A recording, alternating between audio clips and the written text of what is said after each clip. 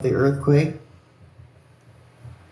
And supposedly they're testing the resilience of ships in that area. There's that word again, resilience. And supposedly they're testing the resilience of ship. Gee, now why would they be testing the resilience of ships? Could it maybe be because there was an executive order that was issued? Executive Order number 13865, coordinating national resilience to electromagnetic pulses, back on March 26th of 2019, where they highlighted what they needed to do. Yeah.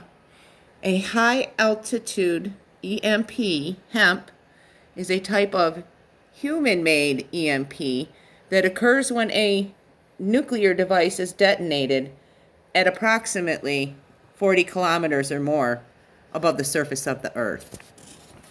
They were directed by the commander-in-chief to incorporate attacks that include EMPs as a factor in defense planning scenarios. Okay? What is going on right now is intentional. They are intentionally bombarding and insulting our power systems and our persons to test our resilience. Well, you know what? These people need to be reminded that at some point, you're going to have to back off. At some point, you're going to have to back off when it starts doing more damage to the public overall. And I believe that we've already gone beyond that. We've already gone beyond that point where these tests and these defense planning scenarios that are going on have already done enough damage. It's time to stop. It's time for more people to wake up and realize what's going on, especially now when they're trying to push this whole climate crisis bullshit and this whole global warming and climate change stuff. Nobody is denying that the climate changes. My issue is with y'all accelerating it so that you can test things. Well, guess what? You're being called out, okay? What's going on right now is not natural. These are not naturally occurring cycles. None of this shit that's going on right now that is happening is natural. It's all being created. It's all being intentionally created and simulated. We are being insulted and bombarded by these people that are testing the resilience of things. And I am, you know what? I'm done with arguing with anybody on the social platforms, period, or anybody in person. Come and debate with me on whether or not they are actually manipulating the weather, Michio Kaku. And how about some of them climatologists out there that are on the social platforms trying to convince everybody that, oh, this is just natural. This must have been the storm that came through and created this situation 100 years ago. This is all perfectly natural. This is just all part of a cycle. Bullshit. You're lying. And if you actually believe that, then you are truly ignorant to independent research.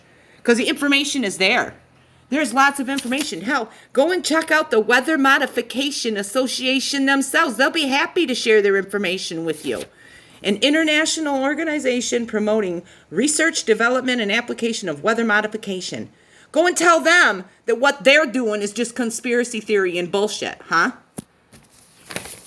This was captured July 31st. I captured this cloud structure to the north of our location. Well, where would that be? That would be over Utah, huh? Well, guess what Utah has?